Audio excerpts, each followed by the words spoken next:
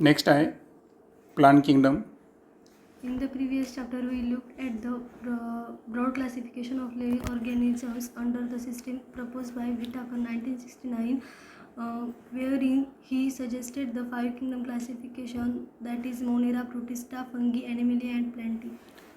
आता या अगोदरच्या चॅप्टरमध्ये आपण बायोलॉजिकल क्लासिफिकेशनमध्ये लिव्हिंग ऑर्गॅनिझमचं क्लासिफिकेशन डिस्कस केलं आणि यामध्ये आपण पाहिलं की जी 5 किंगडम सिस्टीम आहे ती रॉबर्ट व्हिटाकर यांनी 1969मध्ये प्रपोज केली होती आणि यामध्ये त्यांनी 5 किंगडम सांगितले होते: Monera, protista, fungi, Animalia and Plantae. In this chapter, we will deal in detail with the further classification within kingdom Plantae, popularly known as the plant kingdom. आता आपण या चॅप्टरमध्ये किंगडम प्लांटी अर्थातच आपला प्लांट किंगडम या संदर्भात डिटेलमध्ये discuss करू. We must stress here that our understanding of the plant kingdom has changed over time. आता सुरुवातीला 2च किंगडम होते आणि त्यानंतर किंगडम वाढत गेले आणि फायनली 5 किंगडम झाले. म्हणजे याच्यात काही चेंजेस आहेत. Fungi and members of the Monera and Protista having cell walls have now been excluded from Plantae through earlier classification, placed them in the same kingdom. आता प्लांट किंगडममध्ये असणारे पण आता ज्यांना आपण बाहेर काढलं, एक्सक्लूड म्हणजे काय, बाहेर काढणे. तर बाहेर कोणाकोणाला काढलं आपण प्लांट किंगडममधून? फंगीला एक बाहेर काढलं. त्यानंतर मोनेरा आणि प्रोटिस्टाचे असे मेंबर की ज्यांच्यामध्ये सेल वॉल प्रेझेंट होती तर यांनासुद्धा आपण एक्सक्लूड केलेलं आहे आणि दॅट्स वाय हे सर्वच्या सर्व आता प्लांट किंगडममध्ये नाही आहेत. So the cyanobacteria that are also referred to as a blue-green algae are not algae anymore. आणि म्हणून आता सायनोबॅक्टेरिया ज्याला आपण ब्ल्यू ग्रीन अल्गी म्हणतो तर ते ॲक्च्युअल आता अल्गी नाही आहे. In this chapter, we will describe algae, bryophytes, pteridophytes, gymnosperm and angiosperm under Plantae. मग आता किंगडम प्लांटीमध्ये आपण 5 डिव्हिजन अभ्यासणार आहोत. एक आहे अल्गी, दुसरा आहे ब्रायोफाईट, तिसरा आहे टेरिडोफाईट, चौथा आहे जिम्नोस्पर्म आणि फायनली फ्लॉवरिंग प्लांट अर्थातच अँजिओस्पर्म ज्यांच्यामध्ये सेक्शुअल रिप्रोडक्शन असतं. Let us also look at the classification within angiosperm to understand some of the concerns that influence the classification systems. आणि त्यानंतर अँजिओस्पर्मच्या अंतर्गत येणारं जे क्लासिफिकेशन आहे जसं की स्टँडर्ड 9मध्ये आपण लर्न केलं होतं मोनोकॉट्स आणि डायकॉट्स, ते सुद्धा आपल्याला इन्फ्लुएन्स करायचं आहे. The earlier system of classification used only gross superficial morphological characters such as habit, color, number and shape of leaves, etc. आता जे अर्लियर क्लासिफिकेशन आहे, सुरुवातीचं क्लासिफिकेशन, तर याच्यामध्ये कोणता क्रायटेरिया वापरला गेला? Morphological character. सुपरफिशियली म्हणजे बाहेरून दिसणारे जे मॉर्फॉलॉजिकल कॅरेक्टर होते, जसं की एखादा प्लांटचा हॅबिट असेल, कोणत्या जागेत येते, कलर, त्यानंतर त्यांचे numbers and shape of leaves म्हणजे किती त्यांना पानं येतात आणि त्या पानांचा आकार कसा. तर असं एक्सटर्नल सुपरफिशियल मॉर्फॉलॉजिकल कॅरेक्टरचाच आपण विचार केलेला आहे. They were based mainly on vegetative character or the androecium structure system given by Linnaeus. आणि सुरुवातीचं तुम्हाला माहीत आहे की कार्ल लिनियसने 2 किंगडम्स केले होते, बरोबर आहे. आणि यामध्ये जास्तीत जास्त फोकस हा कशावर होता? Vegetative characters. व्हेजिटेटिव्ह कॅरेक्टर्स म्हणजेच काय? सर्व ऑर्गन्स मेन कोणते? बाहेरून दिसणारे रूट्स असतील, flower, food, steam, leaf, okay. किंवा त्यामध्ये फ्लावरमधला मेन अँड्रोसियम स्ट्रक्चर, तर याच्यावर फोकस होता. So systems were artificial. They separated the closely related species since they were based on a few characteristics. आता कार्ल लिनियस यांनी जी सिस्टीम वापरली होती क्लासिफिकेशनची, तर त्याला काय म्हणलेलं आहे? इथं आर्टिफिशियल म्हणलेलं आहे. का? कारण दे सेपरेटेड क्लोजली रिलेटेड स्पेसीज. म्हणजे त्यामध्ये असं झालेलं आहे की 2 प्लांटच्या स्पेसीज अशा आहेत किंवा 2 ऑर्गॅनिझमच्या स्पेसीज अशा आहेत की ज्या क्लोजली रिलेटेड होत्या पण तरीसुद्धा त्यांना काय केलं गेलं? सेपरेट केलं गेलं किंवा काही कॅरेक्टर्सच्या आधारावर त्यांना सेपरेट केलं गेलं. Also, the artificial systems gave equal weightage to vegetative and sexual characteristics. This is not acceptable since we know that often the vegetative characteristics are more easily affected by environment. आता artificial system जे आहे ना त्याचा आणखीन एक drawback असा आहे की म्हणजे ड्रॉबॅक म्हणण्यापेक्षा की ते ॲक्सेप्ट केलं जात नाही, कारण आर्टिफिशियल सिस्टीमने काय केलेलं आहे की जे सेक्शुअल रिप्रोडक्शनचे जे दोन कॅरेक्टरिस्टिक्स आहे, vegetative characteristics and sexual characteristics, या दोघांना कसं दिलं आहे, समान महत्त्व दिलेलं आहे. पण रिॲलिटीमध्ये जेव्हा आपण क्लासिफिकेशन करतो तर ह्याच्यामध्ये एक लक्षात ठेवायचं आहे की बऱ्याच वेळेस काय होतं की जे व्हेजिटेटिव्ह कॅरेक्टर्स आहेत ना तर हे एन्व्हायरमेंटमुळे काय होतात, इझिली अफेक्ट होतात. ओके, आणि दॅट्स वाय हे ॲक्सेप्टेबल नाही. As against this natural classification system developed which were based on natural affinities among the organisms and considered not only the external features but also internal features like ultrastructure, anatomy, embryology and phytochemistry.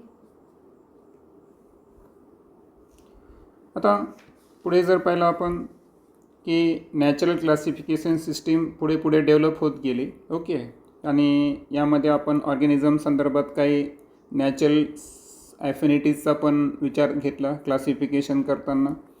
आणि consider not only external feature, म्हणजे पुढे पुढे फक्त external फीचरलाच morphological character म्हणू आपण, तर त्याचाच विचार न करता प्लांटच्या काही इंटरनल स्ट्रक्चरचा पण विचार केला गेला पहा. त्यामध्ये अल्ट्रास्ट्रक्चर असेल, त्यानंतर ॲनाटॉमी, त्यानंतर एम्ब्रायोलॉजी आणि फायटोकेमिस्ट्री.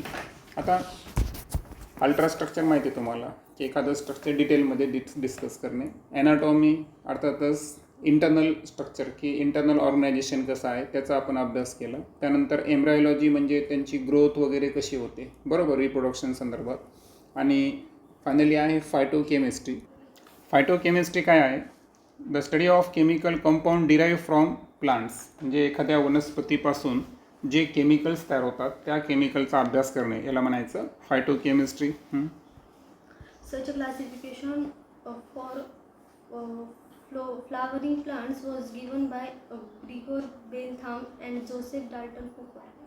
आणि हे जे क्लासिफिकेशन पाहिलं आपण फ्लॉवरिंग प्लांटचं की ज्यामध्ये आपण एक्सटर्नल प्लस इंटरनल कॅरेक्टरचा विचार केला, तर George Bentham and Joseph Dalton Hooker या दोन शास्त्रज्ञांनी अशा पद्धतीचं क्लासिफिकेशन केलं. म्हणजे आता सर्वात सुरुवातीला आपण लास्ट चॅप्टरमध्ये 5 किंगडम सिस्टीम पाहिली, परंतु सुरुवातीचे 2 किंगडमचा नॅचरल सिस्टीम कोणाची होती, कार्लिनियसची. त्यानंतर आता आपण काय पाहिलं, एक अशी सिस्टीम क्लासिफिकेशनची की ज्यामध्ये एक्सटर्नल अँड इंटरनल फीचरचा अभ्यास केला गेला, तर ती George Bentham and Joseph Dalton Hooker यांनी प्रपोज केलेली आहे की जी की फ्लॉवरिंग प्लांटचं क्लासिफिकेशन आहे. At present, phylogenetic classification system based on evolutionary relationships between the various organisms are acceptable.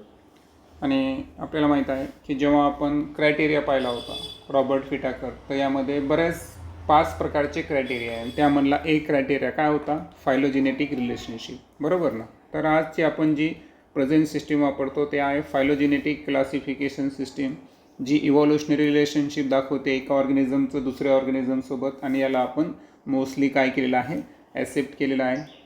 This assumes that organisms belonging to the same taxa have a common ancestor. आणि ही जी phylogenetic classification system आहे ही काय assume करते की जे organism same टॅक्झाला belong करतात त्यांचे ॲन्सेस्टर काय असले पाहिजे, या ठिकाणी कॉमन असले पाहिजे. आता आपण क्लासिफिकेशनची काय हायरार्की असते, स्पेसीज, जेनिस, फॅमिलीपासून तर किंगडमपर्यंत, तर या सर्वांना आपण काय म्हणतो, टॅक्झा म्हणतो. आणि एकाच टॅक्झामध्ये असणारे जे ऑर्गॅनिझम्स आहेत हे कॉमन ॲन्सेस्टरला बिलॉंग करतात. We now use information from many other sources to help resolve difficulties in classification. आता असे खूप काही सोर्स आहेत, मेनी अदर सोर्सेस आहेत की ज्यामधून इन्फॉर्मेशन आपण यूज केली आणि त्याच्यामुळे आपल्याला क्लासिफिकेशनमधल्या डिफिकल्टी जी आहेत त्या रिझॉल्व केल्या, म्हणजे आपण त्या सॉल्व केलं. This becomes more important when there is no supporting fossil evidence.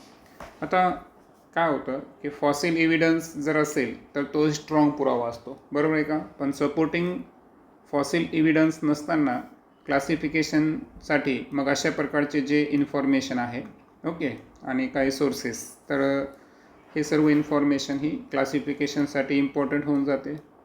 Numerical taxonomy, which is now easily carried out using computers, is based on all observable characteristics. त्यानंतर आता टॅक्झॉनॉमीचे काही टाईप्स आपण बघू. त्यामध्ये न्यूमेरिकल असेल, सायटोटॅक्झॉनॉमी असेल किंवा केमोटॅक्झॉनॉमी असेल. पैकी न्यूमेरिकल टॅक्झॉनॉमी जी आहे ना, तर ही कम्प्युटरवर आधारित आहे आणि जेवढे काही ऑब्झर्वेबल कॅरेक्टरिस्टिक्स आहे, जेवढे काही आपल्याला दिसू शकतात, हे की नाही, त्या सर्वांचा आपण जो समावेश आहे तो न्यूमेरिकल टॅक्झॉनॉमीमध्ये करू. Number and codes are assigned to all the characters and the data are then processed. आता ऑर्गॅनिझममध्ये असणारे जे सर्व कॅरेक्टर्स आहेत तर त्यांना एक विशिष्ट प्रकारचे नंबर्स आणि कोड असाइन केले जातात, म्हणजे दिले जातात, आणि त्यावरून डाटा जो आहे कम्प्युटरवर काय केला जातो, प्रोसेस केला जातो numerical टॅक्झॉनॉमीमध्ये. In this way, each character is given equal importance and at the same time hundreds of characters can be considered. आता हे जे न्यूमेरिकल टॅक्झॉनॉमी आहे तर याच्यामध्ये जेव्हा की ऑल ऑब्झर्वेबल कॅरेक्टर्सला आपण असाइन केलेलं आहे, दॅट्स वाय ईच कॅरेक्टर जे आहे त्याला प्रत्येकाला इक्वल म्हणजे समान महत्त्व दिलं गेलेलं आहे. आणि त्याच वेळेला एकाच वेळेस आपण शेकडो म्हणजे हंड्रेड्स ऑफ कॅरेक्टर्स विचारात घेत असतो. Cytotaxonomy, that is based on cytological information like a chromosome number, structure, behavior, and a chemotaxonomy that uses the chemical constituent of the plant to resolve confusions are also used by taxonomists these days. आता cyto म्हणलं की आपण सायटोलॉजी म्हणजे काय, study of sale, हे की नाही, तर त्यावरून आपण सायटोटॅक्झॉनॉमी सहज लक्षात येईल की जे सेलची इन्फॉर्मेशन आहे, सायटोलॉजिकल इन्फॉर्मेशन, मग त्यामध्ये क्रोमोझोमची संख्या असेल, त्यानंतर क्रोमोझोमचं स्ट्रक्चर, त्यांचं बिहेवियर, याचं स्टडी आपण सायटोटॅक्झॉनॉमीमध्ये करतो. आणि केमोटॅक्झॉनॉमीमध्ये आपण अशा केमिकलचा अभ्यास करतो की जे ॲक्च्युअल कोणाचे कन्स्टिट्युएंट्स आहेत, प्लांटचा भाग असणारे जे केमिकल्स आहेत, तर त्याचा आपण वापर केमोटॅक्झॉनॉमीमध्ये करत असतो. आणि आजकाल जर पाहिलं तर जे तज्ज्ञ असतात टॅक्झॉनॉमीचे त्यांना आपण टॅक्झॉनॉमिस्ट म्हणतो. तर हे कन्फ्युजन दूर करण्यासाठी अशा प्रकारे न्यूमेरिकल असेल, सायटोटॅक्झॉनॉमी असेल, केमोटॅक्झॉनॉमी असेल, या सर्वांचा वापर करत असतात. आता प्लांटमधला पहिला जो डिव्हिजन आहे तो आहे अल्गी, तो आपण डिस्कस करू. Algae are chlorophyll bearing, simple, thalloid, heterotrophic, and largely aquatic, both freshwater and marine organisms. अल्गीचं वैशिष्ट्य म्हणजे ते क्लोरोफिल बिअर करतात, म्हणजे त्यांच्यामध्ये क्लोरोफिल प्रेझेंट आहे. त्यानंतर सिम्पल असतात, थॅलस प्रेझेंट आहे म्हणून थॅलॉइड, स्वतः फूड सिंथसाइज करतात क्लोरोफिलमुळे म्हणून ॲटोट्रॉफिक, आणि लार्जली पाण्यामध्ये असतात, दॅट्स वाय ॲक्वॅटिक. मग काहीतर ते फ्रेश वॉटर असेल किंवा मराईन वॉटर असेल. They occur in a variety of other habitats, moist stones, soils, and wood. आणि वेगवेगळ्या प्रकारच्या जागी ठिकाणी ते आपल्याला दिसून येतील, जसं की ओलसर जर दगडं असतील, है ना, मॉइस्ट स्टोन, तिथे आपल्याला अल्गी दिसून येईल. सॉइल्स असेल, माती, त्यानंतर लाकूड असेल. Some of them also occur in association with fungi, lichen, and animal. Example on sloth beard. आता काही अल्गी असे आहेत की ते फंगीसोबत सिम्बायोटिक रिलेशनशिप करतात, त्यांचं जे असोसिएशन असतं, जसं की लायकेन संदर्भात जर पाहिलं आपण. आणि काही ॲनिमल्समध्ये सुद्धा अल्गीचं आपल्याला काय दिसून येईल, असोसिएशन दिसून येईल, जसं की जे स्लोथ बियर आहे. तर स्लोथ बियर जे आहे त्याला आपण इंडियन बियरसुद्धा म्हणतो. तर हा एक प्रकारचा अस्वल आहे, तर त्याच्या अंगावर सुद्धा अल्गीची काय होत असते, ग्रोथ होत असते. The form and size of algae is highly variable, ranging from colonial forms like Vivax and filamentous forms like Urothrix and Spirogyra. आता अल्गी जे आहे तर त्यांचे फॉर्म आणि साईज खूप व्हेरिएबल आहे, म्हणजे प्रचंड प्रमाणात या ठिकाणी विविधता आहे. काही अल्गी जे आहेत हे कॉलनीजच्या फॉर्ममध्ये आहेत, कोलोनियल फॉर्म म्हणून त्याला आपण, जसं की हॉलो एकसारखे. आणि काही फिलामेंटियस फॉर्ममध्ये आहेत. तर फिलामेंटियस फॉर्ममधल्या जे अल्गी आहेत त्या कोणत्या आहेत, Ulothrix and Spirogyra. A few of the marine forms such as a cave form massive plant bodies. आता काही अल्गी असे आहेत की ते केल्ब्सचं फॉर्मेशन करतात. आता केल्ब्स काय माहिती आहे का, एक मॅसिव्ह प्लांट बॉडी आहे जी कुठं तयार होते, या ठिकाणी समुद्रामध्ये तयार होते. आता केल्ब्स जे आहेत ना, तर हे लार्ज मल्टी सेल्युलर असणारी ब्राऊन अल्गी आहे पा. ओके. आणि यामध्ये एक इन्फॉर्मेशन दिली आहे की तिचं डेन्स किंवा शॅलो मराईन प्लेस असतात, म्हणजे जिथं थंड पाणी असेल, न्यूट्रिएंट रिच कोस्टल म्हणजे समुद्रकाठचा एरिया असेल, तर अशा ठिकाणी त्यांची ग्रोथ जास्त होते. ॲक्च्युअल ते प्लांट नाही आहेत, पण ॲक्च्युअल होतं काय की फोटोसिंथेसाइज पिगमेंटच्या सहाय्यानं करतात. ओके. तर अशा पद्धतीचे हे केल्ब्स. The algae produced by vegetative or sexual and asexual methods. आता अल्गी जे आहे तर त्यांचं रिप्रोडक्शन हे 3 टाईप्सनं होतं पहा. म्हणजे काही अल्गी हे व्हेजिटेटिव्ह, असेक्शुअल आणि सेक्शुअल असे तिन्ही टाईपचे रिप्रोडक्शन आपल्याला त्यांच्यामध्ये दिसून येईल. Vegetative reproduction is by fragmentation. जर व्हेजिटेटिव्ह रिप्रोडक्शन असेल तर त्यामधला कोणता टाईप असेल? फ्रॅगमेंटेशन असेल. Each fragment develops into a thallus. आणि प्रत्येक फ्रॅगमेंट जो आहे अल्गीचा त्याचं कन्व्हर्जन किंवा डेव्हलपमेंट हे कशामध्ये होतं? थॅलसमध्ये होतं. Sexual reproduction is by the production of a different type of spores, the most common being the zoospores. आता असेक्शुअल रिप्रोडक्शन हे जर डिफरंट टाईपच्या स्पोर्सनं जर होत असेल तर यामधला जो मोस्ट कॉमन आहे तो कोणता आहे? झूस्पोर. बरोबर. पहिला आपण असेक्शुअल व्हेजिटेटिव्ह रिप्रोडक्शन पाहिलं आपण फ्रॅगमेंटेशनच्या सहाय्यानं.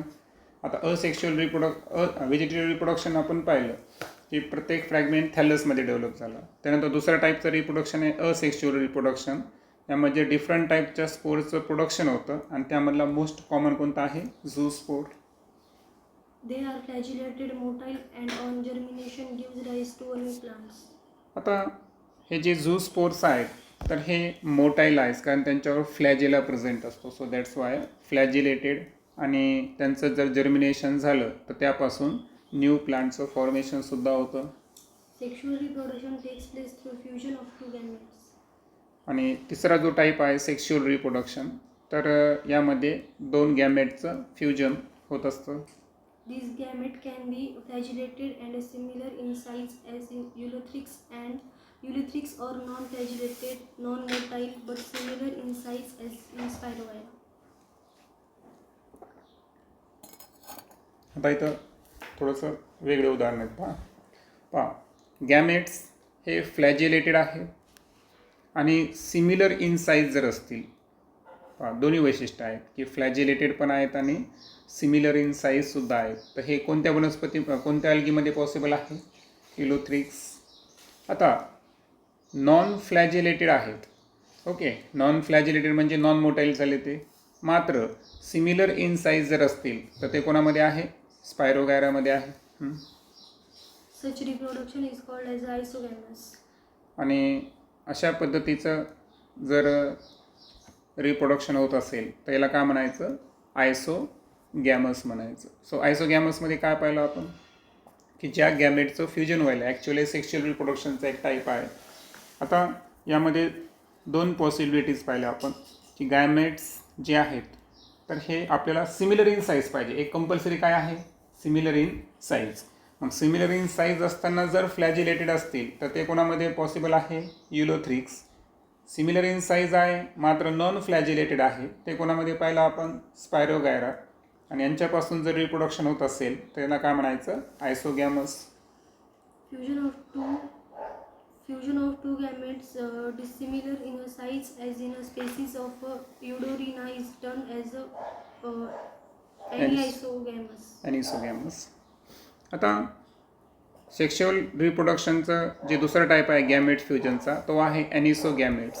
आता यामध्ये ॲनिसोगॅमसमध्ये काय होणार की 2 डिसिमिलर साईजचे गॅमेट्स जे आहेत त्यांचं फ्युजन घडून येणार. बरोबर. मग आता याचं एक्झाम्पल जर पाहिलं आपण तर जे युडोरिना आहे तर युडोरिनामध्ये आपल्याला ॲनिसोगॅमस टाईपचं काय दिसून येईल? सेक्शुअल रिप्रोडक्शन दिसून येईल. Fusion between one large non-motile static female gamete and a smaller motile male gamete is termed as a oogamous. Example, Vovax. आणि पुढे जर पाहिलं आपण तिसरा टाईप तर तिसऱ्या टाईपमध्ये जर पाहिलं आपण तर फ्युजन कोणाचं व्हायलं बरं, फिमेल गॅमेट कसा पाहिजे आपल्याला, लार्ज आणि नॉन मोटाईल पाहिजे. Okay, large and non motile अर्थात स्टॅटिक फिमेल गॅमेट्स पाहिजे. आणि मेल गॅमेट कसा पाहिजे, smaller and motile mail gamete जर असेल आणि यांचं जर फ्युजन होत असेल तर त्याला काय म्हणायचं, ओगॅमस. सो ओव्हरऑल सारांश रूपानं सांगायचं असेल तर गॅमेट्स हे सिमिलर इन साईज आहेत, मग ते फ्लॅजिलेटेड असो का नॉन फ्लॅजिलेट असो, फ्लॅजिलेटेड युलोथ्रिक्स आणि नॉन फ्लॅजिलेटेड स्पायरोगॅरा. तर सिमिलर साईजच्या गॅमेटमधल्या फ्युजनला म्हणायचं आयसोगॅमस. त्यानंतर दोन्ही गॅमेट्स जर डिसिमिलर इन साईज जर असतील तर त्यांच्या फ्युजनला म्हणायचं ॲनिसोगॅमस, जसं की युडोरिनामध्ये पाहिलं आपण. आणि एक large non motile female gamete आणि दुसरा स्मॉलर मोटाईल मेल गॅमेट जर असेल तर त्याला काय म्हणायचं, ओगॅमस. आणि त्याचे एक्झाम्पल आहे होलोवॅक्स अँड फ्युकस. आता काही फिगर्स तुम्हाला दिलेले आहेत पहा. ए जी फिगर आहे ते ग्रीन अल्गीचे एक्झाम्पल्स आहेत पहा, की पहिलं एक्झाम्पल कोणाचं आहे, आपल्याला त्यांचे टाईप्स बघायचे आहेत. तर ठीक आहे, ग्रीन अल्गीचे एक्झाम्पल कोणते आहेत, Volvox and Ulothrix. Okay, so figure A1 and A2 Ulothrix and Volvox दाखवलेले आहे आपल्याला, होलोवॅक्स अँड युलोथ्रिक्स सॉरी. त्यानंतर फिगर बीमध्ये जर पाहिलं आपण तर आपल्याला ब्राऊन अल्गी हा सेकंड कॅटेगरी आपल्याला लर्न करायची आहे. त्यामध्ये तुम्हाला 3 एक्झाम्पल दिलेले. B1 काय आहे, लॅमिनेरिया, बरोबर. त्यानंतर B2 काय आहे, फ्युकस. आणि त्यानंतर B3 काय आहे, डायक्टोटा. त्यानंतर तिसरा टाईप आहे अल्गीचा red algae. Okay, so C1 जी फिगर आहे ते आहे पॉरिफायरा आणि राईट साईडचा आहे पॉलिसिफोनिया.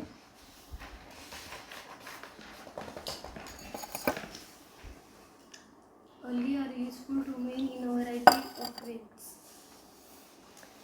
आता अल्गी जी आहे ही आपल्याला बऱ्याच वेगवेगळ्या टाईपचे आपल्याला त्याचे फायदे आहेत ह्युमन्सला. At least half of the total carbon dioxide fixation on Earth is carried out by algae through photosynthesis. आता आपल्याला वाटतं की कार्बनच्या फिक्सेशनसाठी फक्त मोठमोठे प्लांटच महत्त्वाचे, तसं आहे का, नाही. ते तर सांगितलेलं आहे की 50% जे टोटल कार्बन डायऑक्साईडचं फिक्सेशन आहे. आता कार्बन डायऑक्साईडचं फिक्सेशन म्हणजे फोटोसिंथेसिसमध्ये रॉ मटेरियल म्हणून यूज करणं, तर हे कोणाकडून केलं जातं, अल्गीकडून. Being photosynthesis, they increase the level of dissolved oxygen in their immediate environment.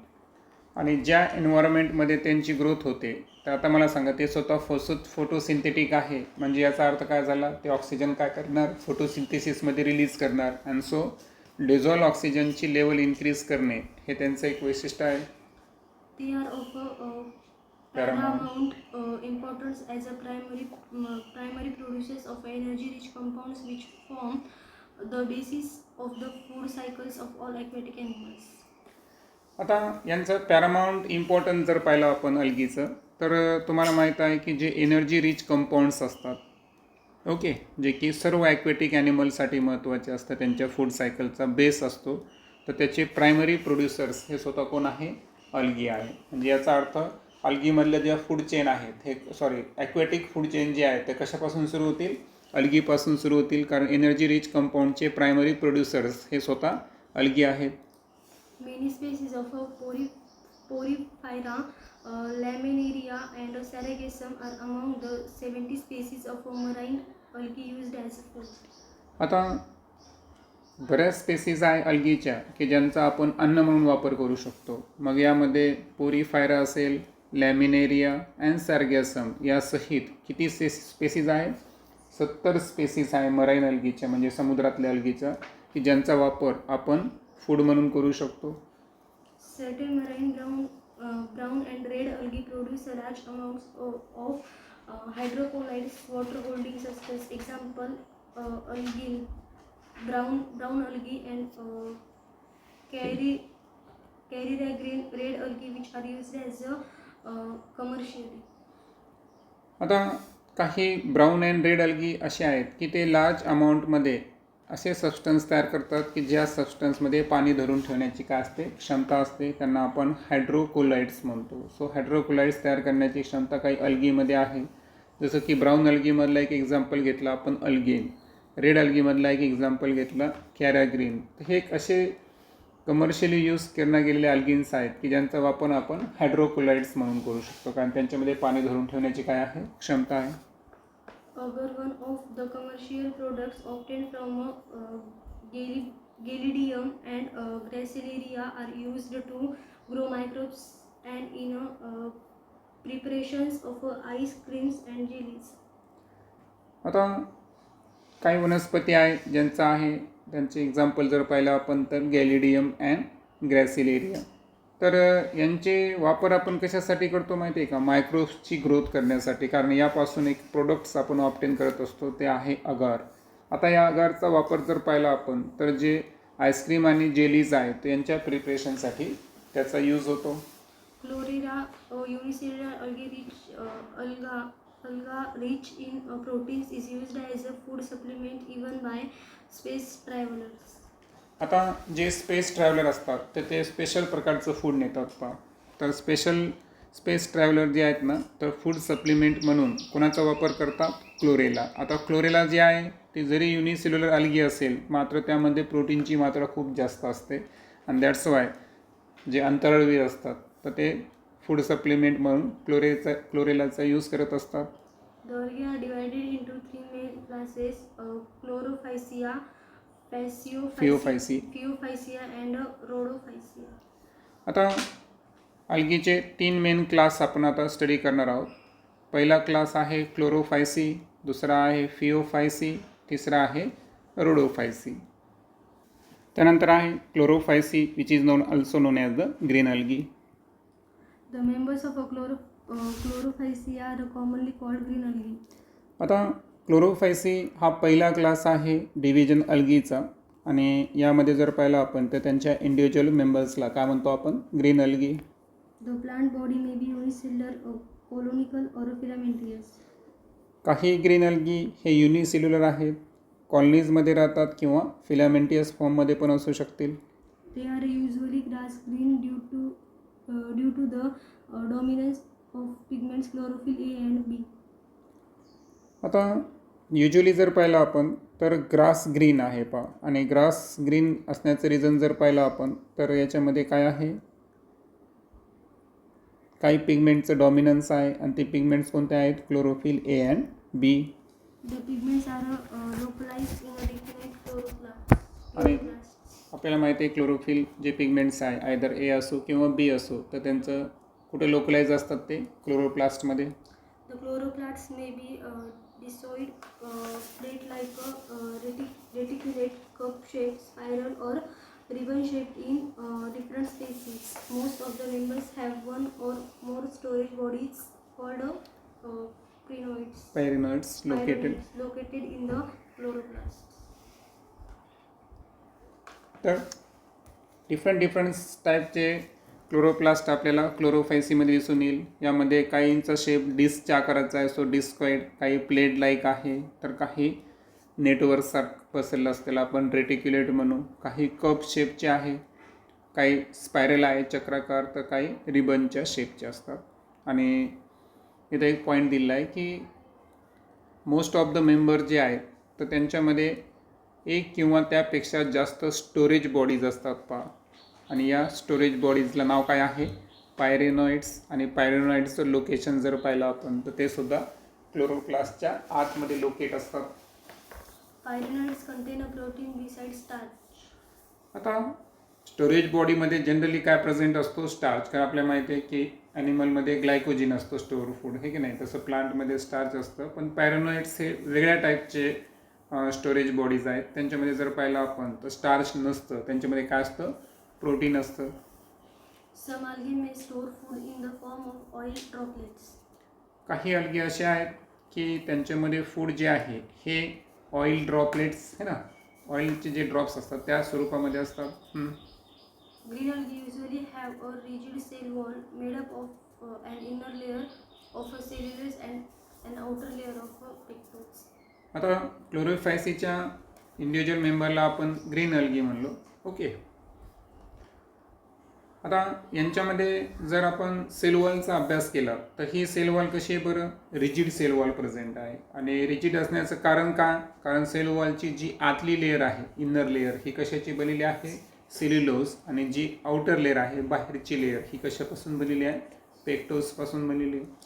Vegetative reproduction usually takes place by fragmentation. आता यामध्ये सुद्धा आपल्याला तिन्ही टाईपचं रिप्रोडक्शन अभ्यासायचं आहे. पैकी vegetative reproduction, fragmentation. Asexual reproduction is by flagellated zoospores produced in a zoosporangia. त्यानंतर second type आहे असेक्शुअल रिप्रोडक्शन. आता यामध्ये जे स्पोर्स असतात ते फ्लॅजिलेटेड झू स्पोर्स आहेत, कारण आपण मगाशी पण डिस्कस केले होते की फ्लॅजिलेटेड झू स्पोर्स असतात. आणि हे जे फ्लॅजिलेटेड झू स्पोर्स आहेत यांची निर्मिती कुठं होते, तर यांची निर्मिती होते झूस्पोरंजियामध्ये. आता हे जे झूस्पोरंजिया आहे ना अल्गीमध्ये, तर हे एक कंटेनर आहे किंवा एक प्रकारची सेल आहे की ज्याच्या आतमध्ये सायटोप्लाझम हे सेपरेट होत असतं आणि त्या सेपरेट झालेल्या सायटोप्लाझमपासून झूस्पोरची निर्मिती होते. आणि हे झूस्पोर फर्दर असेक्शुअल रिप्रोडक्शनसाठी रिस्पॉन्सिबल असतात. The sexual reproduction shows considerable variation in the type and the formation of the sex cells, and it may be isogamous, anisogamous or oogamous. आणि सेक्शुअल रिप्रोडक्शन जे आहे तर याच्यामध्ये थोडंसं आपल्याला व्हेरिएशन दिसेल त्याच्या टाईपमध्ये. आणि दुसरं जर पाहिलं आपण तर सेक्स सेलचं फॉर्मेशन याच्यामध्ये सुद्धा व्हरायटी आहे, कारण आपण पाहिलं की काय सिमिलर आहे, काय डिसिमिलर आहे, काय मोटाईल आहे, काही नॉन मोटाईल्स आहे. आणि त्यावरून आपण आपल्याला माहिती आहे की ग्रीन अल्गी जे आहेत तर यांच्यामध्ये तिन्ही टाईपचं आपल्याला दिसेल. तिन्ही टाईपचं म्हणजे काहींमध्ये आयसोगॅमस, काहींमध्ये ॲनिसोगॅमस आणि काहींमध्ये oogamous टाईपचं आपल्याला सेक्शुअल रिप्रोडक्शन दिसून येईल. Some commonly found green algae are Calamadomus, Bovax, Pseudophytes, Spirogyra, and Chara. आणि काही कॉमन एक्झाम्पल जर पाहिले आपण ग्रीन अल्गीचे तर त्यामध्ये क्लॅमेडोमेनस असेल, होलोएक्स, युलोथ्रिक्स, स्पायरोगायरा आणि कॅरा, हे सर्वचे सर्व त्याचे एक्झाम्पल आहेत. त्यानंतर आहे फिओफायसी. The members of a Phaeophycia or a brown algae are found primarily in marine habitats. आता जसं आपण पहिल्या टाईपमध्ये काय पाहिलं होतं, क्लोरोफायसीच्या इंडिव्हिज्युअल मेंबरला काय म्हणलो आपण, ग्रीन अल्गी म्हणलं होतं. तर तसं फिओफायसीच्या मेंबर्सला काय म्हणायचं, ब्राऊन अल्गी. आणि जास्तीत जास्त हे मराईन हॅबिटॅट्समध्ये आपल्याला दिसून येतील. They show great variation in size and form. Size आणि फॉर्मच्या बाबतीत, आकार आणि वेगवेगळ्या प्रकारचं फॉर्म समजा, तर त्यामध्ये प्रचंड प्रमाणात विविधता आहे, म्हणजे ग्रेट व्हेरिएशन आपल्याला दिसून येईल. They range from the simple branch filamentous forms, ectocarpus, to profusely branched to form as represented by caves which may reach in a height of 100 meters. आता यामध्ये यांच्यामध्ये आपल्याला व्हेरिएशनची एक ॲड येऊ शकते की काही जे फिओफायसी आहेत हे सिम्पल ब्रँच आणि फिलामेंटियस फॉर्म आहे, जसं की एक्झाम्पल दाखवलं आपलं तर एक्टोकार्पस. आणि काही असे आहेत की जे लार्ज एरिया ऑक्युपाय करतात आणि केल्प्सचं फॉर्मेशन करतात, हे की नाही. सो ब्रँचड फॉर्म जर पाहिलं आपण तर हे रिप्रेझेंट केले जातात केल्प्सच्या साह्यानं. आणि केल्प्स हे इतके म्हणजे त्यांची जर आपण वॉटरमध्ये हाईट पाहिली तर जवळपास किती 100 मीटरपर्यंत असू शकते, इतकं ते एरिया ऑक्युपाय करतात. They possess chlorophyll A and C, carotenoids and xanthophyls. मला वाटतं ग्रीन अल्गीमध्ये क्लोरोफिल ए आणि बी होतं, बरोबर. आता brown अल्गीमध्ये chlorophyll A, chlorophyll C, कॅरोटिनॉइड्स आणि झॅन्थोफिल अशा 4 प्रकारचे पिगमेंट्स असतात. They vary in a color from olive green to various shades of brown depending upon the amount of the xanthophyll pigment, फिकोझॅन्थिन. fucoxanthin present in them. आता यांच्यामध्ये colour जर पाहिला आपण तर ऑलिव्ह ग्रीनपासून तर ब्राऊन कलरचे बरेच शेड आपल्याला दिसून येतील. मग आता हे डिफरंट टाईपचे जे शेड झालेले आहेत हे कशावर डिपेंड आहे, तर हे डिपेंड आहे एक फिकोझॅन्थिनवर. आता फिकोझॅन्थिन हा स्वतः एक झॅन्थोफिल टाईपचा पिगमेंट आहे. ओके, सो फिकोझॅन्थिन हा एक टाईपचा झॅन्थोफिल पिगमेंट आहे की त्याची अमाऊंट किती प्रेझेंट आहे त्यावरून त्याचं वेगवेगळ्या शेड्स तयार झालेले. मग ऑलिव्ह ग्रीनपासून सुरू होईल तर डिफरंट टाईपचे ब्राऊन कलरचे शेड्स आपल्याला त्याला पाहावयास मिळेल. Food is stored as a complex carbohydrate which may be in the form of a laminin or mannitol. आणि यांच्यामध्ये जर आपण ब्राऊन अल्गीमध्ये जर फूड स्टोरेज पाहिलं तर हे कॉम्प्लेक्स कार्बोहायड्रेट स्वरूपाचं असतं. आणि हे जे कॉम्प्लेक्स कार्बोहायड्रेट्स आहेत एक तर हे लॅमिनेरिन किंवा मॅनिटॉल या स्वरूपामध्ये स्टोअर होऊ शकतात. म्हणजे तुम्हाला जर एक्झाम्पल विचारलं की एक्झाममध्ये व्हॉट इज द लॅमिरिन, तर लॅमिनेरिन आणि मॅनिटॉल काय आहेत, तर ते एक कॉम्प्लेक्स कार्बोहायड्रेट्स आहेत की ज्यामध्ये फूड स्टोअर असतं आणि हे आपल्याला ब्राऊन अल्गीमध्ये दिसून येईल. The vegetative cells have a cellulosic wall usually covered on the outside by a gelatinous coating of algae. आता ज्या सेल्युलोजिक वॉल आहेत तर सेल्युलोजिक वॉलमध्ये व्हेजिटेटिव्ह सेल्स प्रेझेंट असतात पहा. आणि या व्हेजिटेटिव्ह सेलच्या बाहेरच्या बाजूला जर पाहिलं आपण तर कशाची कवरिंग आहे, एक जिलेटिनियस कोटिंग प्रेझेंट आहे. तर ही जिलेटिन कोटिंग कशाची आहे, अल्गिनची आहे. The protoplast contains in addition to plastids a centrally located vacuole and nucleus. आता जे प्रोटोप्लास्ट आहे तर या प्रोटोप्लाझम ज्याला आपण living material of the cell म्हणतो तर याच्यामध्ये काय काय प्रेझेंट आहे. एक तर त्यांना रंग देणारे कोण प्रेझेंट आहे, त्यामध्ये प्लास्टिड प्रेझेंट आहे. त्यानंतर सेंट्रली लोकेटेड काय आहे, व्हॅक्युअल प्रेझेंट आहे जे की प्लांटचं वैशिष्ट्य असतं. आणि त्या व्यतिरिक्त न्यूक्लियससुद्धा प्रेझेंट आहे. The plant body is usually attached to the substratum by a holdfast and has a stalk the type and leaf like a photosynthesis organ the frond. आता जी प्लांट बॉडी आहे ही सबस्ट्रॅटमला म्हणजे तळाशी काय आहे, अटॅच असते. आणि ही अटॅच कशाच्या साहाय्याने असते, होल्ड फास्टच्या साहाय्याने. आता होल्ड फास्ट जे आहे त्याला एक स्टॉक पण प्रेझेंट आहे. स्टॉकला काय म्हणायचं, स्टाईप जे एक प्रकारचा देठ असेल. आणि एक पानासारखा फोटोसिंथेटिक ऑर्गनसुद्धा तिथं प्रेझेंट आहे. तर तो कोणता आहे, frond. Vegetative reproduction takes place by fragmentation. आता यांच्यामध्ये सुद्धा तिन्ही टाईपचं रिप्रोडक्शन असेल. व्हेजिटेटिव्ह रिप्रोडक्शन मला वाटतं तिकडे पण फ्रॅगमेंटेशनच होतं. कशामध्ये, क्लोरोफायसीमध्ये. इथं पण व्हेजिटेटिव्ह कोणता आहे, फ्रॅगमेंटेशनच आहे. Asexual reproduction is the most brown algae by flagellate zoospores that are pear-shaped and have two unequal laterally attached flagella. आता असेक्शुअल रिप्रोडक्शन जर पाहिलं मोस्ट ऑफ द ब्राऊन अल्गीमध्ये तर हे होतं पहा बाय फ्लॅजिलेटेड झूस्पोर. म्हणजे इथं किती फ्लॅजिला प्रेझेंट आहे, 2 फ्लॅजिला प्रेझेंट आहे. आणि विशेष म्हणजे ते पियर शेप असतात. आणि इथं एक सांगितलेलं आहे have 2 unequal laterally attach flagella. So laterally 2 flagella attach असतात, मात्र त्या दोन्हींचा आकार सारखा आहे का, नाही. So unequal laterally attach flagella त्यांच्यामध्ये प्रेझेंट आहे पियर शेपचे. अशा पद्धतीचे हे जे बाय फ्लॅजिलेटेड झूस्पोर्स आहेत हे रिस्पॉन्सिबल आहे असेक्शुअल रिप्रोडक्शनसाठी. Sexual reproduction may be isogamous, anisogamous or oogamous. Sexual reproduction जे आहे ज्यामध्ये गॅमेटचं फ्युजन आपण पाहिलं तर हे तिन्ही टाईपचं आहे. आयसोगॅमस पण आहे, ॲनिसो पण आहे आणि ओगॅमस पण आहे. Union of gametes may take place in water or within the oogamous species. आता पहा आपण वरती 3 पॉसिबिलिटीज पाहिल्या, आयसो, ॲनिसो आणि ओगॅमस. पैकी जर ओगॅमस स्पेसिस जर असतील तर यामध्ये गॅमेटचं जे फ्युजन आहे हे कुठं होतं, एक तर वॉटरच्या आत होतं किंवा विदिन द ओगोनियम. तर ओगोनियम एक स्ट्रक्चर आहे त्याच्या आतमध्ये एक तर नाही तर वॉटरमध्ये. असे 2 शक्यता आहे की ज्या ठिकाणी गॅमेटचं काय होऊ शकतं, फ्युजन होऊ शकतं.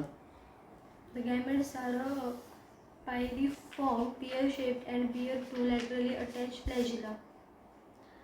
गॅमेट्स जे आहेत हे पायरीफॉर्म आहेत. पायरीफॉर्म म्हणजे वरतीच आपण पाहिलं होतं की ते पियर शेप आहे. ओके. आणि त्यामध्ये 2 लॅटरली अटॅच असणारे अनइक्वल फ्लॅजिला प्रेझेंट असतात. त्यामुळेच त्याला आपण बाय फ्लॅजिलेटेड म्हणलो. सॉरी एक मिनिट ते असेक्शुअलचं होतं ते. हां, असेक्शुअलमध्ये आपण पाहिलं बाय फ्लॅजिलेटेड झूस्पोर आहे. आणि सेक्शुअल रिप्रोडक्शनमध्ये जर पाहिलं आपण तर सेक्शुअल रिप्रोडक्शनमध्ये जे गॅमेट्स आहेत तर ते सुद्धा पियर शेपच आहे पहा, म्हणजे पायरीफॉर्म. आणि यांच्यामध्ये सुद्धा 2 लॅटरली अटॅच फ्लॅजिला यांच्यामध्ये पण प्रेझेंट आहे. The common forms are ectocarpus, Laminaria, Sargassum and Fucus. आणि मोस्ट कॉमन एक्झाम्पल जर पाहिले आपण तर त्यामध्ये एक्टोकार्पस असेल, डिक्टोएटा असेल, लॅमिनेरिया, सॅरगॅसम अँड फ्युकस. फायनली पाहू आपण रोडोफायसी. The members of Rhodophyceae are commonly called red algae because of the predominance of the red pigment or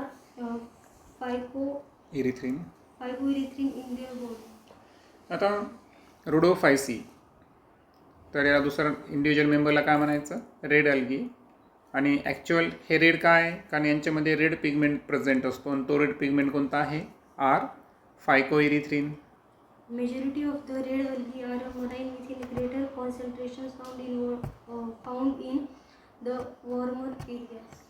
आता मेजॉरिटी जर पाहिली आपण रेड अल्गीची तर हे जास्तीत जास्त समुद्रात आहे आणि त्याच्यातही हे जास्त कुठं आहे की जिथं समुद्र कसा असतो, उबदार असतो. म्हणजे वॉर्मर एरिया जर असेल तर त्या ठिकाणी आपल्याला रोडोफायसीचं ग्रेटर कॉन्सन्ट्रेशन म्हणजे जास्त प्रमाणामध्ये समुद्रात, आणि समुद्रात त्यातल्या त्यात कोणत्या भागामध्ये जिथं पाणी कसं असेल, उबदार असेल किंवा वॉर्मर एरिया असेल.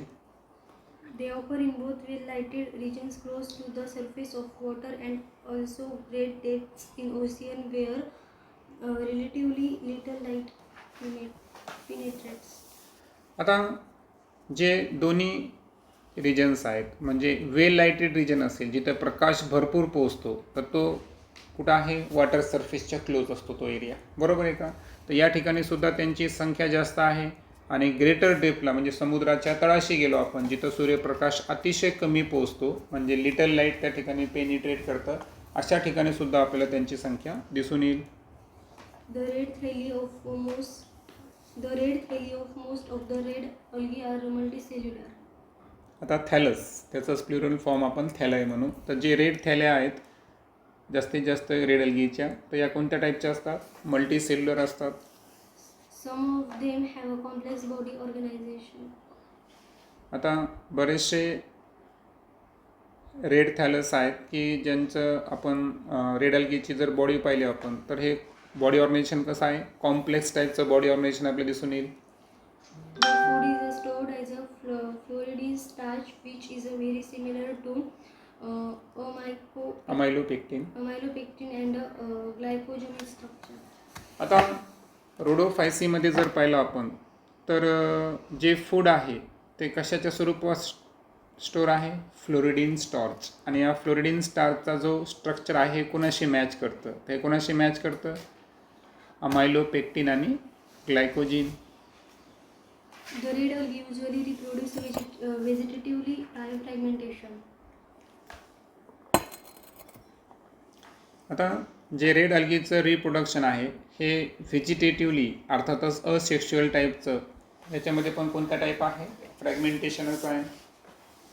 They reproduce asexually by non-motile spores and sexually by non-motile gametes. आता दुसरा टाईप जो आहे रिप्रोडक्शनचा तो आहे असेक्शुअल रिप्रोडक्शन. तर ते होतं स्पोर्सच्या मदतीनं, पण हे स्पोर्स कसे आहेत, नॉन मोटाईल्स. तिसरा टाईप रिप्रोडक्शनचा सेक्शुअल रिप्रोडक्शन हे होतं गॅमेटच्या साह्यानं, मात्र हे गॅमेटसुद्धा कसे आहेत, नॉन मोटाईल म्हणजे स्वतःहून हालचाल करत नाहीत, म्हणजे त्यांच्यावर फ्लॅजिला, सिलिया वगैरे काही प्रेझेंट नाहीत. Sexual reproduction is oogamous and accompanied by a complex post-fertilization developments. आता सेक्शुअल रिप्रोडक्शन तुम्हाला आठवत असेल की आपण क्लोरोफायसी आणि दुसरं काय होतं आपल्याकडे, फिओफायसी, याच्यामध्ये तिन्ही टाईपचं होतं, बरोबर आहे का. मात्र आपण जेव्हा कशामध्ये आलो आता, रोडोफायसीमध्ये आलो, तर यामध्ये सेक्शुअल रिप्रोडक्शन जे आहे तर ते फक्त गॅमस टाईपचंच आहे. आणि यामध्ये पुढे जर पाहिलं आपण तर फॉलो होतं कॉम्प्लेक्स पोस्ट फर्टिलायझेशन डेव्हलपमेंट, म्हणजे फर्टिलायझेशनच्या नंतर जे पोस्ट फर्टिलायझेशन डेव्हलपमेंट आहे ती थोडीशी कॉम्प्लेक्स स्वरूपाची आहे. The common members are Polysiponia, Poriphyra, Gracileria and Gelidia. आणि कॉमन मेंबर जर पाहिले आपण रोडोफायसीचे तर ते आहे पॉलिसिफोनिया, त्यानंतर आहे पोरफायरा, ग्रॅसिलिरिया आणि गेलिडियम. त्यानंतर आता फायनली आपण division of algae and their main characteristics हे वन शॉटमध्ये पाहू. आता क्लासेस आणि कॉमन नेम. तर आपल्याला माहीत आहे की क्लोरोफायसी जे आहेत तर त्यांचं कॉमन नेम होतं ग्रीन अल्गी, जेव्हा की फिओफायसी जे आहे तर त्यांचं कॉमन नेम होतं ब्राऊन अल्गी, आणि रोडोफायसीचं जे इंडिव्हिज्युअल मेंबर्स आहेत त्यांचं नाव काय आहे रेड अल्गी. क्लोरोफायसीच्या मेंबर्समध्ये जे मेजर पिगमेंट होते क्लोरोफिल ए अँड बी. फिओफायसीमध्ये क्लोरोफिल ए, सी आणि झॅन्थोफिल पिगमेंट्समधला कोणता प्रेझेंट आहे फ्युकोझॅन्थिन प्रेझेंट आहे. त्यानंतर कॅरेटिनाइड्स हा सुद्धा पिगमेंट फिओफायसीमध्ये प्रेझेंट असतो. आणि त्यानंतर रोडोफायसीमध्ये जर पाहिलं तर तिकडे आपल्याला डाटामध्ये दिलं नाही त्यांनी chlorophyll A and D present असतात, ते इथं आपल्याला पाहावं लागेल. आणि जे दुसरा पिगमेंट आहे आर फायकोएरिथ्रिन आहे की नाही, त्याच्यामुळे त्यांना रेड रंग प्राप्त होतो. क्लोरोफायसीमध्ये जे स्टोअर फूड आहे ते कोणतं असतं स्टार्च असतं, जेव्हा की फिओफायसीमध्ये मॅनिटॉल आणि लॅमिनेरिन. आणि रोडोफायसीमध्ये जे स्टोअर फूड आहे ते आहे फ्लोरिडिन स्टार्च. सेल वॉल क्लोरोफायसीची जर पाहिली आपण तर ती सेल्युलोजची बनलेली आहे.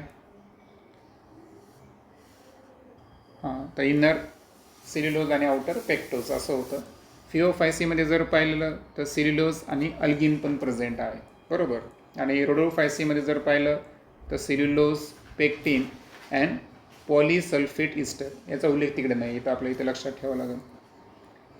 आता फ्लॅजिलर नंबर्स जर पाहिले आपण तर क्लोरोफायसीमध्ये 2 to 8 आहेत, इक्वल इन पोझिशन आहेत आणि ॲपिकल लेवलला इक्वल नंबर्स प्रेझेंट असतात 2 to 8.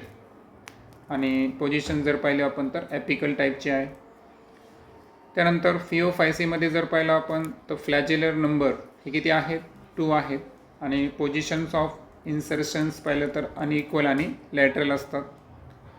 रोडोफायसीमध्ये मात्र फ्लॅजिला काय टोटली ऑब्सेंट आहे, म्हणजे दोन्ही नॉन मोटाईल्स आहे. मला वाटतं आताच मेन्शन केलं आपण की स्पोरसुद्धा नॉन मोटाईल्स होते आणि गॅमेटसुद्धा नॉन मोटाईल होते. क्लोरोफायसी जे आहेत त्याच्यामध्ये हॅबिटॅट जर पाहिले आपण तर फ्रेश वॉटर, ब्रॅकिश वॉटर आणि सॉल्ट वॉटर अशा तिन्ही प्रकारच्या वॉटरमध्ये दिसून येईल आपल्याला. आता ब्रॅकिश वॉटर हे मिक्सचर वॉटर आहे पहा, फ्रेश वॉटर आणि सॉल्ट वॉटरचं. त्यानंतर फिओफायसी जर पाहिलं आपण तर फ्रेश वॉटरमध्ये पण अतिशय कमी प्रमाणात आहे, रेअर शब्द वापरला. ब्रॅकिश वॉटरमध्ये पण आहे आणि सॉल्ट वॉटरमध्ये सुद्धा आहे. रोडोफायसींची ग्रोथ जर पाहिली आपण तर फार थोडे आहेत की जे फ्रेश वॉटरमध्ये आहे, काही ब्रॅकिश वॉटरमध्ये आहे, पण जास्तीत जास्त रोडोफायसी हे कोणत्या वॉटरमध्ये असतात सॉल्ट वॉटर म्हणजे मराईन वॉटरमध्ये प्रेझेंट असतात. नेक्स्ट लेक्चरमध्ये आपण ब्रायोफायटा या डिव्हिजनबद्दल डिस्कस करू.